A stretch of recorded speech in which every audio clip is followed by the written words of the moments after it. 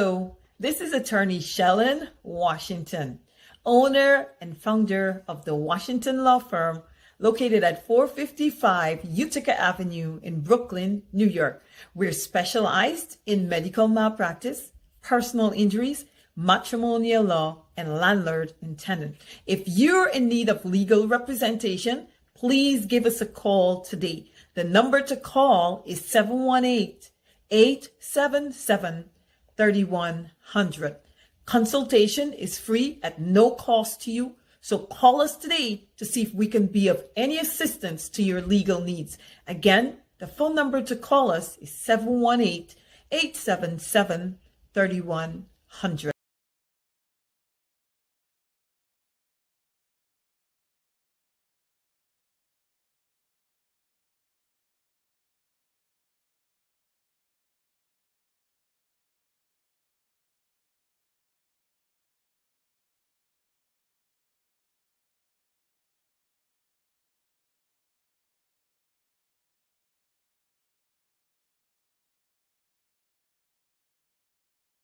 It's an eco-friendly Christmas. The Guyana Public Service Cooperative Credit Union is pleased to present our annual Christmas promotion, commencing November 1st, 2021 and concludes December 17, 2021.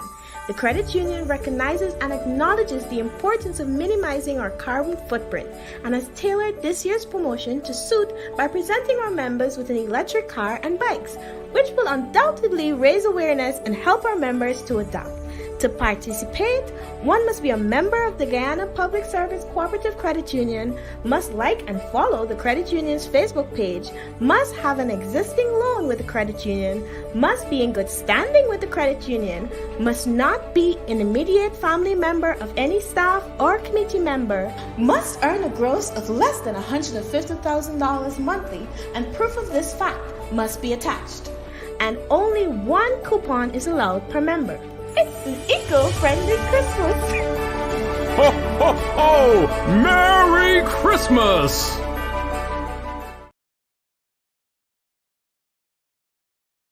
If you are looking to have your statutory declaration, affidavit of income, identity, damage or lost passport, lost license, tenancy agreement, agreement of settlement, power of attorney, last will and testament, and certification of documents, then you need to visit the Alistair Collins firm, located at the Kellyan Mall, 162 Lamaha Street in Georgetown, between Camp and Waterloo Street. Alistair Collins is a commissioner of oaths and a justice of the peace. Make certain you visit him or call for more information at 649-6410 or 685-6448 or 503-1451. And there's adequate parking available. Go down to the Alistair Collins firm and have all of your legal issues settled and brought to the fore. Alistair Collins firm. Contact them at Alistair Collins firm.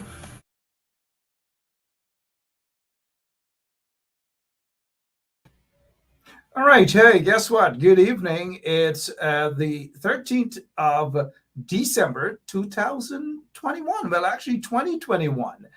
This evening, I have the Honorable Mayor of New York City with us here for the first time on 107.1 FM, as we are broadcasting live on the ground in Guyana and via online. We are also streamed via YouTube and Facebook. So we appreciate that those of you who are sharing the link. The mayor will be with us shortly. I have tons of questions for the mayor. We know that he is the outgoing mayor, and the incoming guy is Mr. Adams. But we are not going to be dealing with Mr. Adams this evening. We want to hear from the Honorable Mayor, Bill de Blasio, who is no stranger to you guys. Absolutely no stranger at all. And sometimes I get this feeling that he is a Guyanese. For some reason, I don't know how I'm getting that feeling that he is a Guyanese in disguise. We have the Honorable Mayor is already here with us. He's a sticker for time. Mr. Mayor, good evening and welcome for the first time to Straight Up. Hey, Mark, it is great to be with you and the fact is, first of all, thank you for the honor of calling me a Guyanese. Doesn't get better than that. And literally right next door to where I am now, we had the first ever Guyanese reception at Gracie Mansion. And it was an incredible, beautiful moment pre-pandemic. It was one of those beautiful moments where for the first time the community was celebrated here at Gracie Mansion. And I just want to credit, this is one of the great communities of our city, and a community that's contributed so much to New York City. Exactly. And I am happy to be associated, my friend. And that is why, Mr. Mayor, we take the honor in saying that you are indeed an honorary Guyanese. Coming from that event, let's start off. What's some of your favorite Guyanese dishes? I know you've tried some before, have you? Oh, let me tell you, man. Now, do you consider, here's a question, I like to be open and honest. Sure. Like, I think of doubles as more Trinidad, but tell me if they make it to Guyana too. Well, there's something that resembles double that is called roti. Yes, well, of course, then roti for sure. Yeah. I love all versions of roti. We got you, Mr. Mayor. We got you. But before we begin to with some of the serious questions that we have, to convince Guyanese or even Caribbean nationals that you are indeed Guyanese, and you are honorary Guyanese, say something that would convince the Guyanese people that you are Guyanese. Let us hear something about how the Guyanese speak. Well, first of all, what an amazing nation that focuses on the unity of people of all backgrounds in a way that could teach a lesson to the United States of America. So that's one thing I'd say, a nation made up of people of extraordinarily different cultures that has come together, sometimes better, sometimes worse, but has come together and has a sense of national unity. And now a nation dealing with its newfound wealth in terms of petroleum, but also having to protect its heritage, its natural heritage. So a very, very important country for this city and for all of the United States. And I love the spirit. I love the culture. And we do love the fact that you embrace our culture as well, not just Guyanese culture, but the Caribbean culture. Mr. Mayor, since you have been elected from 2013 to now, you're on your way out. Can you say, not just directed to the Guyanese or Caribbean community, what are 2 or 3 of your biggest accomplishments? Look, I think the fact is, when I took office, after 20 years, Mark, of mayors who were perfectly comfortable with a broken status quo. My job was to heal. My job was to fix that. So right away, we ended the very broken policy of stop and frisk, which was oppressive, particularly to young men of color. And we instituted a vision of greater unity between police and community, which has been imperfect, I'm the first to say, but has actually taken us to a very different and better place. And a strategy of de-escalating, a strategy of diversifying the police force, many, many examples there that have had an impact. So that's one example. After, unfortunately, 20 years of being told that the insensitivity was acceptable, we proved it was not. A second, pre-K for all, now 3K for all on top of it. Reaching our youngest kids, and reaching communities that had been underserved educationally and didn't get their fair share, making it an absolute universal right for free, profoundly important. And then third, investing in communities through their businesses. The city of New York used to pay lip service to the idea of providing contracts to minority and women-owned businesses. Right now, we are well on our way to fulfilling a commitment I made, $25 billion in contracts to the businesses in our neighborhoods, built by immigrant New Yorkers in so many cases, built, with their own sweat and tears, but also that then turn around, Mark, and employ from the neighborhood and build generational wealth. That's something I'm very, very proud of. Very proud indeed, and we're glad that the mayor, Bill de Blasio, has taken time out of his busy schedule to be here with us this evening. Mr. Mayor, can you briefly explain in terms of when you campaigned in 2013, you spoke about the tale of 2 cities.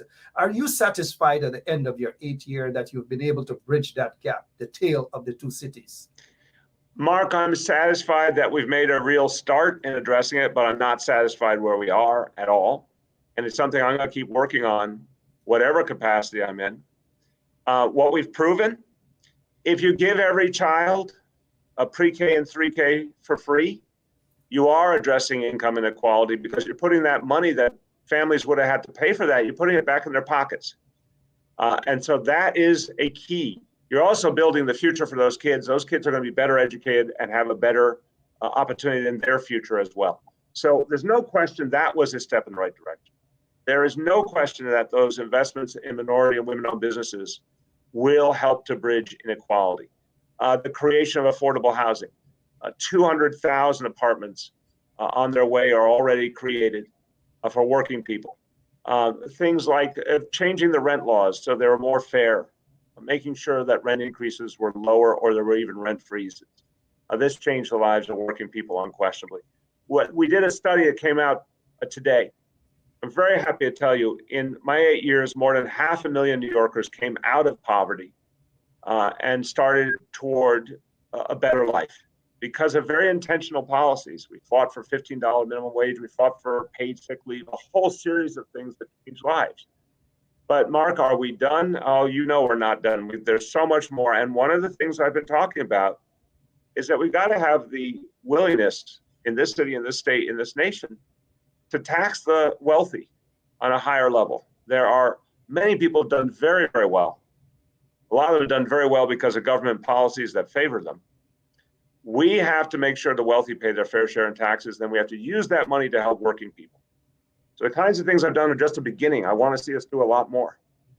You know, Mr. Mayor, and great job in that area, but you always want to bridge that racial gap within the city. Can you briefly explain to us the origin of this the Racial Justice Commission, and how important is that for the city?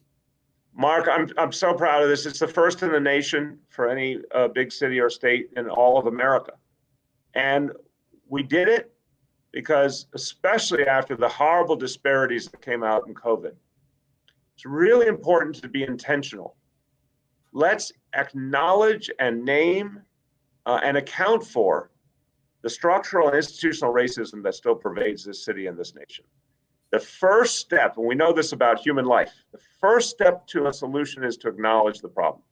And we need to do it officially. And so the commission was formed, an extraordinary group of New Yorkers, really highly respected people led by the chair, Jennifer Jones Austin, to identify the specific problems and then identify the solutions. And to begin a process, not of just healing, but of justice and of transformation. Now, this is a first for the United States of America. You and I know our history. South Africa, Rwanda, other places that went through conflicts had their own versions of a Truth and Reconciliation Commission to help them through their transition, to acknowledge the painful reality. But this country's never even come close to doing that. And there's still so many people in America that try to deny that our history even exists and account for it. So what I think is to have the nation's largest city go on this journey and then uncover the path forward in the process. I think it's going to be emulated all over the country. Exactly, and I think that is what is needed. You mentioned the Truth and Reconciliation Commission out in South Africa. Great example indeed. Mr. Mayor, this COVID-19 pandemic in the city and throughout the United States, hundreds of thousands, over 800,000 persons have died as a result of this COVID-19 pandemic. How do you feel that you have handled that within the city, New York City? Mark, thank you for the question. Obviously, I think about this a lot, and I'll tell you the first months, we as New York City, but all over the country, we were flying blind. We didn't have testing. We didn't have help from the federal government. It was horrifying. I look back in those times and I say, wow, the decisions we were trying to make with so little information was really, really difficult. But I did realize early on that we needed to move to aggressive policies like shelter in place. I did not have a partner at the state level. I did not have a partner at the federal level, but we did what we could do in this city. Later, New York City started to lead the country. We were the epicenter. We went through the worst, but then you saw with every passing month, we gathered our strength, and New Yorkers were just heroic, amazing. So many people, I'm sure, who listen to your show, watch your show, are people who are on that front line and were heroes. I'm very proud that we decided on a very decisive path. We created the biggest test and trace corps in the country. We had a very aggressive approach to bringing back our schools, and protecting our kids at the same time. But also we said we're going to go into vaccination. This is a very interesting day, Mark, because this is the 1-year anniversary of vaccination beginning. And on this day, a year ago, 0 New Yorkers were vaccinated. By the middle of August 2021, about 60% of adults had had at least 1 dose. As of this morning, we announced, this is really stunning. As of this morning, 90% of New York City adults have now had at least 1 dose of vaccine. So we went from 0 a year ago to now 90% at least 1 dose. And we did it with very aggressive approaches, the incentives, the mandates. And now we're one of the safest places in this whole country. And our economy is coming back, our livelihoods are coming back, and we can protect ourselves this winter. And Mark, look what's happening around the world. The United Kingdom, Germany, Austria are all having shutdowns, restrictions. They didn't protect themselves enough. But we're doing it in New York City. And great job to your administration as well, Mr. Mayor. With this new strain, though, are you at all, as you prepare to leave office, are you concerned about it? Yes. Oh, my God. Yes, Mark. It's Omicron. We don't know enough about it. What we believe so far, what our healthcare leaders believe so far, is it transmits very quickly and very freely. So it's more transmissible. And my message is the variant moves fast. We have to move faster. That's why we put the mandate on the private sector across the board for December 27th. We've got to stay ahead of this. So, and it's not alone as a factor. It's the cold weather months. We know in the cold weather months, people stay indoors. That increases the spread, holiday gatherings. I am like so clear, the worst thing in the world for this city and for the people of the city, for the business of the city, the worst thing in the world would be more shutdowns. We went through that, shutdowns and restrictions. We can't handle that again. So I think Omicron is making the job tougher, but I think if we're really aggressive about vaccination, we can keep it at bay and we can get through this period of this next few months. And then I believe in 2022, we actually have the chance to leave the COVID era behind and essentially create a world in which the COVID is the equivalent of the flu. That is present and it poses a danger, but we can control it with annual vaccination. Exactly. We're looking at our time with His Honor, the Mayor of New York City, Bill de Blasio, he is with us this evening. Not so long ago, I've had your chairman of the Civilian Review Complaints Board. How satisfied are you? Because I know there has been somewhat of a battle between ensuring that the public gets to know some of the complaints against police officers. But how comfortable, how satisfied are you that you have gained enough to sufficient information through the Civilian Complaints Review Board? Well, Mark, the history tells us the Civilian Complaint Review Board never really had a chance during the Giuliani and Bloomberg years. It was starved of resources and starved of power. And we have restored it to strength. I was actually working for David Dinkins in City Hall the day the vote happened to establish the CCRB. But it never got to live because of who the mayors were before me. We've greatly added to its budget, its strength, its powers, its ability to, right now, law being passed to give it the power to proactively start investigations, not even waiting for a complaint. And I can safely say it's providing a tremendous check and balance now. We have created something called a discipline matrix. I would urge everyone who's interested in how we create more justice and more fairness in policing. Go online and look at the discipline matrix that now is the policy of New York City. CCRB and NYPD agreed that this would be the binding policy. And for any offense, and God forbid, any officer does the wrong thing, but for any offense, it delineates publicly what the range of options are. And the NYPD has agreed it will stay within that range when determining discipline. This is night and day compared to what used to happen. And it's a very big step forward. So I think we now have struck a much greater balance. And there's more to do. And the day we get there is the day when across the board New Yorkers feel fairness and transparency. There's definitely more to do. But we have put together the tools now to change the reality fundamentally. All right, to change that indeed, 22 minutes after 8 o'clock, His Honor, the mayor is with us.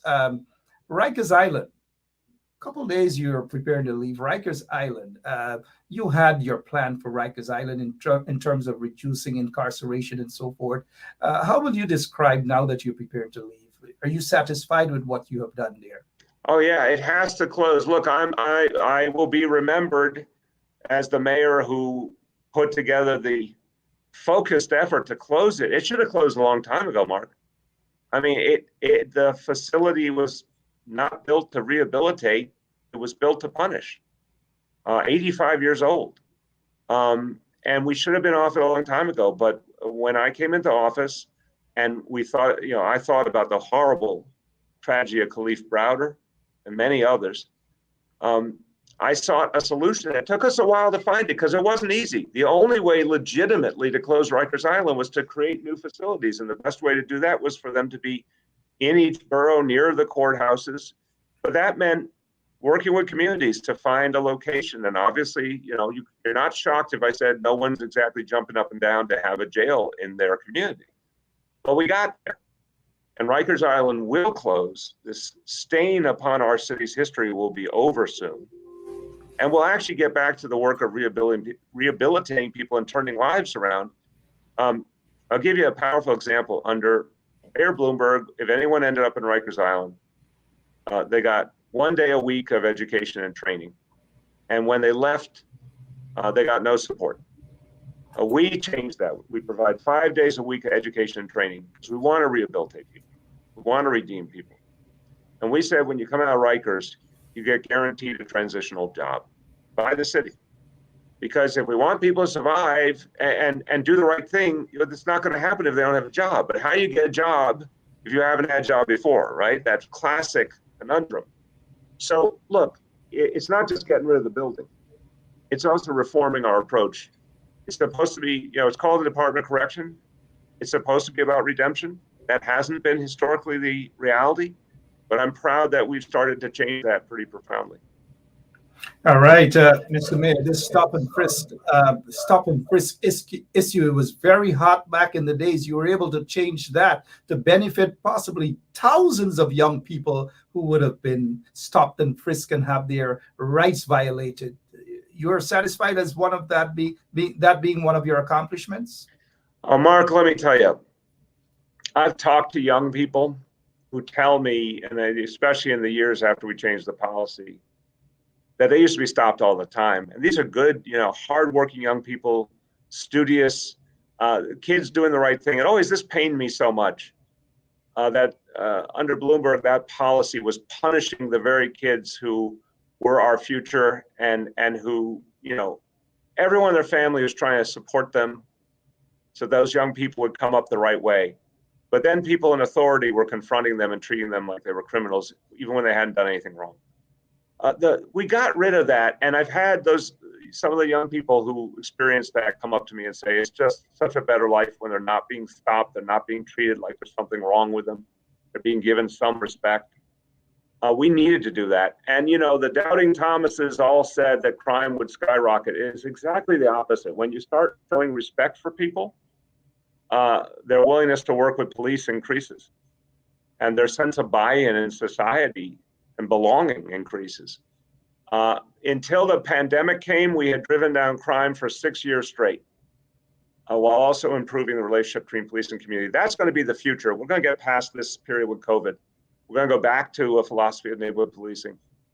And the last thing we should do, listen, anytime people start talking about bring back stop and frisk like it was under Bloomberg and Ray Kelly, that's a dangerous, dangerous approach. Because if you're disrespecting our young people, you're not building our future.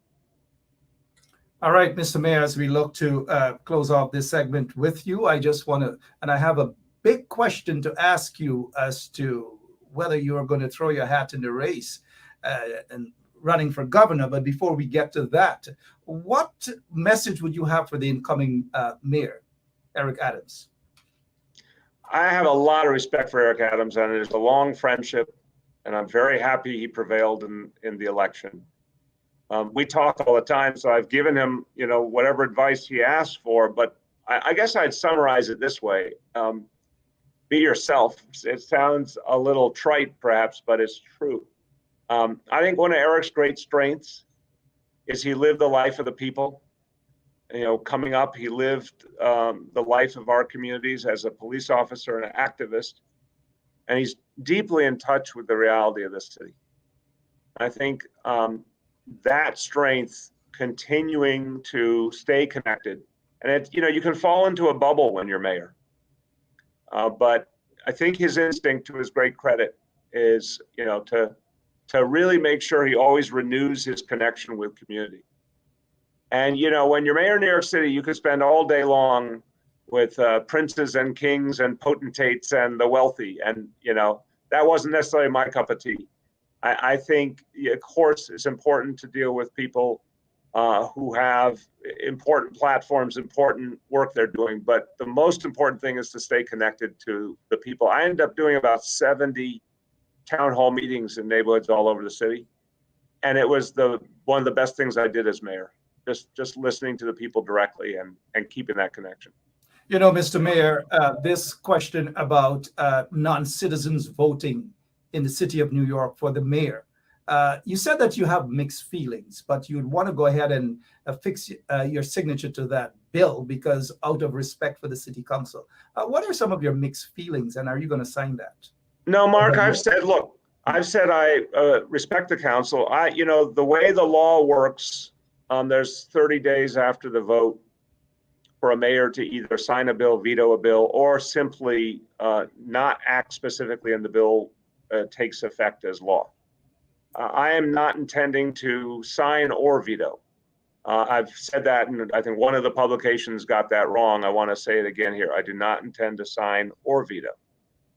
It's a decision I think rightfully should be left up to the next mayor in this case. This is not legislation. I mean, this was a surprise. We did not expect it to come up at this point in the council's term. And I do have mixed feelings. I of course, incredibly value our immigrant communities, including undocumented people. And we've spent a lot of effort to show respect and inclusion and support for undocumented people. But I also think that citizenship has a meaning. And obviously, one of the deepest meanings is the connection to voting. And I have mixed feelings there. I have mixed feelings about the legalities, and I think there's still an open question about whether this can be done at the local level or require state law. So that's the stance I take. Sometimes in public life, you really are torn about something. This is one of those times. But whatever we do in this city, whatever happens with this law, I think it's absolutely imperative coming out of the Trump years, where there was such an effort to discourage especially people of color from becoming citizens.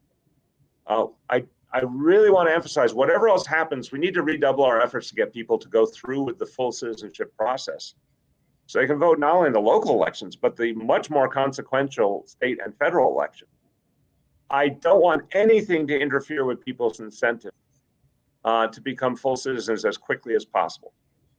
And I think this country could do a much better job of supporting that process. So that's another thing I'll be working on is if we could get everyone who's qualified to move through the process as quickly as possible, and if the federal government was much more supportive, it would be a much more representative democracy where it mattered most, particularly in our federal elections. Finally, Mr. Mayor, I know you have to go. Finally, the question about you throwing your hat in the race to run for governor of New York City. We don't know whether you're going to say yes right here on 107.1 FM, but based on what you have said, it seems as though you're all prepared to throw your hat in the race. Mark, I always appreciate every journalist on any outlet always has that little hint, maybe this will be the moment where I say something. So thank you for the hint, and also for leaving me the space to say that's not going to be today. But what I will tell you is this: after these 8 years, and it kind of might be a shock to you, Mark, but I feel it. I'm more energized than ever, even after the challenges with COVID. I saw the people of the city do heroic, beautiful things. If ever I needed more faith in humanity, I got it with the way New Yorkers handled this crisis and supported each other. I feel energized. I feel focused. I got a lot more work I want to do, a lot more that can only be done at a higher level, and I want to keep serving. So I'll have more to say on that soon. But what I can definitely tell you is I feel inspired by this experience over these last 8 years. Not tired, but inspired. Mr. Mayor, I know you have to go. I don't want to take up much more of your time, but let me warn you about Guyanese. If they tell you 5 minutes or 15 minutes, expect half hour. There you go. Thank you so much, Mr. Mayor. Any final thoughts? Any final thing you want to say to the Guyanese people listening, Caribbean? Yeah, I want to say thank you. The Guyanese community has been supportive from day one. Everyone knows one of the reasons I got to be mayor of the city was support of the Guyanese community. I've never forgotten that. A special thank you and shout out to my dear friend and a proud member of the community, Pastor James Richmond, who stood by my side every step of the way. And I just salute the community because, the contributions to this city are extraordinary. The recognition hasn't been sufficient, and we've tried to change that in the last few years and show the love and respect for the community that it deserves. But you have my full appreciation. And anytime people want to wonder, where did pre-K for all come from, or, where did some of the other changes that hopefully have made your life a little better? Well, I have the Guyanese community to thank for being part of the coalition that made that happen. And thank you so much for your service. 8 years, Mr. Mayor. 8 years. And for Christmas, ensure that you get some Guyanese pepper pot. Pepper pot, you see, now that's a good way to spend Christmas. Pepper pot. Give my regards to your beautiful wife. Thank you, Mr. Mayor. Thank you, my friend. Thank you. Yeah. All right. The Honorable Mayor of New York City, Bill de Blasio, still hesitating. He says he's energized. And based on that, I can bet my a cup of coffee that he is going to throw his hat in the race to run for governor of New York City. Whenever he does, we will bring that to your attention right here on 107.1 FM. We'll take a quick break and then we'll return with some politics over in South America.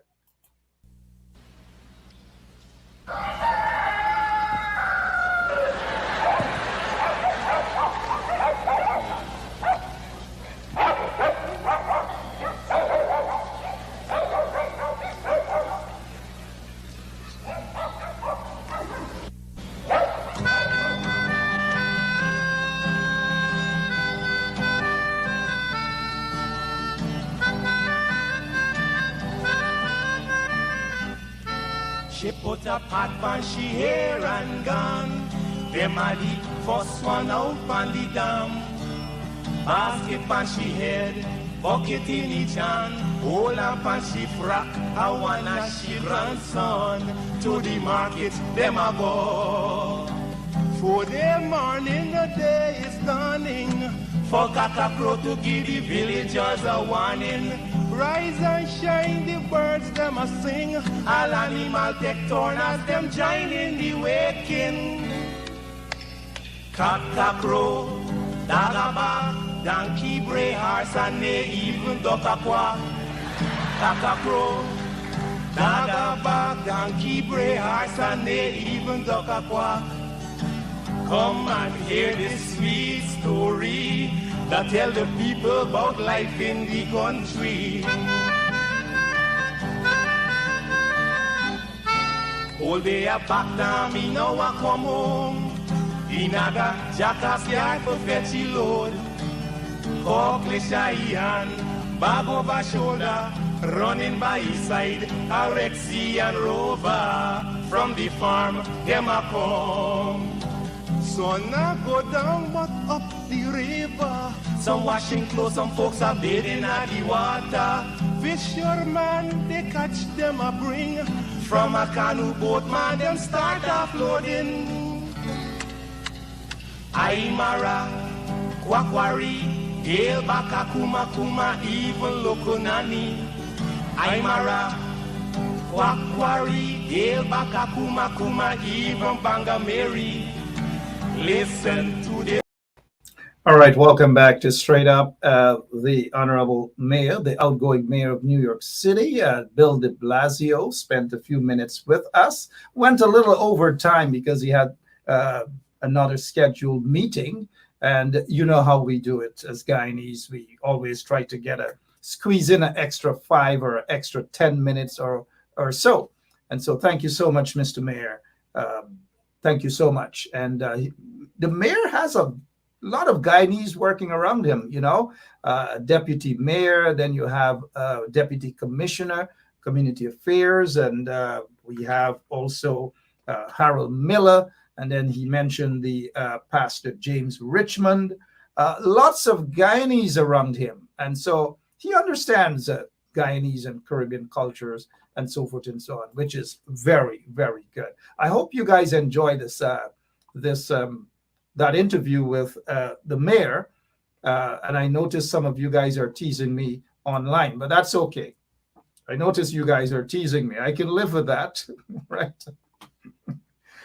Something about Guyanese, man, and something about Guyanese and the teasing of people. Something about Guyanese. So my skin is thick, so I can take all the teasing. It makes me now not want to deal with politics in Guyana. But as you know, the Congress is coming up, the PNCR Congress. Things are revving up, so to speak. And I do hope that they have a very peaceful, a successful, and a democratic process there this Saturday, transparent as well. I just wish all of the candidates the very best, those who are running for leader and those who are running for other positions, mind you. And, I am tempted. And I'm actually tempted to just conclude tonight's interview because I'm not sure that I can take all of the teasing from you guys. And those of you who are on the ground listening to us via your radio, whether at home or wherever you are, good evening to all of you, the beautiful people in Georgetown and the outskirts of Georgetown. Look at some of your comments. Let me see. Do you guys believe that the mayor of New York City, Bill de Blasio, do you think he will enter the race to run for governor of New York City? We know that the Attorney General, Letitia James, she has bowed out. She's out of the race. So we have the current governor. She's in the race. Her percentage is about 36, according to a recent poll. Letitia James was about 15, but Mayor Bill de Blasio has not yet announced his intention to run, and he is under 10%. That can change, you never know. But the mayor, seasoned politician he is waiting for the right moment, the right time to make that announcement. And we will await that announcement. And then we will have a heck of a lot to say. The mayor was on this evening to talk about his 8-year accomplishments in the city of New York. 8 years of accomplishment, from stop and frisk to shutting down Rikers Island to starting up what is called the Racial Justice Commission, to force for the Civilian Complaints Review Board to be more transparent, and civilians get that opportunity to lodge their complaints against police officers and so forth. And I think that just some of his big accomplishments, and he will be running for, mind you, the governor, to be governor of New York. He will be running. Don't be fooled. He will be running. And so let us just prepare, because I just feel as though I just want to step out for a moment in the fresh air and looking at what you guys have to say about me. I don't know whether I want to continue talking about the Guyana politics apart from what's happening in that beautiful country in terms of racial discrimination, police brutality. You have the SWAT team swarming into people's homes and murdering people. It's just a sad situation in that country. Sad indeed. And we're hoping for a big turnaround politically and otherwise, because with the oil that is booming, the oil industry at billions and billions of dollars, the time has come for our citizens, more so the ordinary citizens, to get a fair share of that. Not crumbs, but a fair share of that. All right, so here is where I want to pull the curtains down for this evening. I'll pull it down. I'll pull the curtain down. I know some of you don't want me to go, but I'll pull the curtain down. We'll just leave with the Honorable Mayor of New York City. We'll just leave on that good note. I'm not going to speak anything else about the dirty politics in Guyana and what is happening in that beautiful country. We'll just leave that for tomorrow night, right? But let me say good evening to a lot of you. Jamal Aziz, Alison Martinez. Somebody wants to rub my head. Oh, I don't. You guys are something else, man. Seriously. Somebody said I wear a suit tonight and rub my head. I don't know. You guys are something else. But I appreciate every single one of you. Every single one of you tuning in this evening. Until tomorrow, same place, same time. I just love you guys.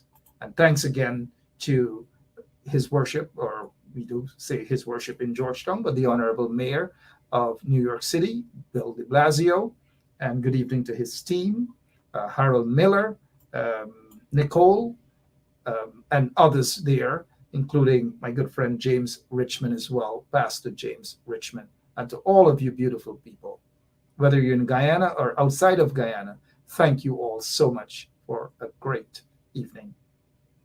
I'll see you guys back tomorrow, same place, same time. God bless you all. And God bless our beautiful country. So long.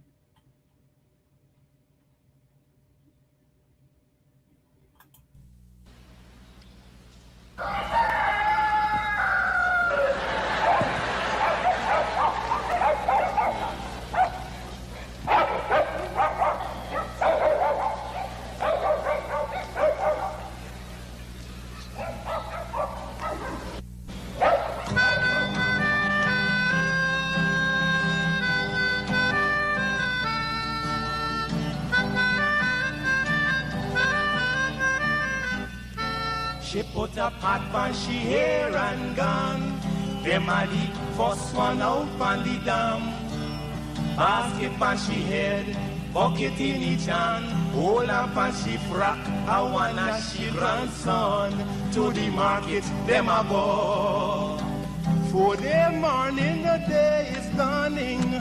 For cockacrow to give the villagers a warning. Rise and shine, the birds them a sing. All animal take turn as them join in the waking. Cockacrow, dagaba, donkey, bray, horse, and they even duck a quack. Cockacrow, dagaba, donkey, bray, horse, and they even duck a quack. Come and hear this sweet story that tell the people about life in the country. All day a back down, me now a come home. Inaga jackass yard for fetch the load. Cockle shy hand, bag over shoulder, running by his side. A Rexy and Rover from the farm, them a come. Sun a go down but up the river. Some washing clothes, some folks are bathing at the water. Fisherman, they catch them a bring. From a canoe boat, man, them start offloading. Aymara, Kwakwari, Hail Baka, Kuma, even Lokonani. Aymara, Quackwari, Dale Baka Kuma Kuma, even Banga Mary. Listen to this sweet story that tell the people about life in the country. Them children glad when the weekend come. Out in the yard, them all gather round. Some a play catcher, some making house from straw. Two who come later, a grandma or grandpa, all a sit down just a wait. Moonlight so bright, it's just the right time to listen story or to say a little nursery rhyme. Grandpa voice a echo in the night as he tell the tale. Some picnic are there with fright. Oh, Ligan, Mungeza, Massa Kurma Bura Nancy, even Watamuma. Oh, Ligan, Mungeza, Massa Kurma Bura Nancy, even Watamuma. Yeah, man, that's the true story that tell the people about life in the country, life in the country.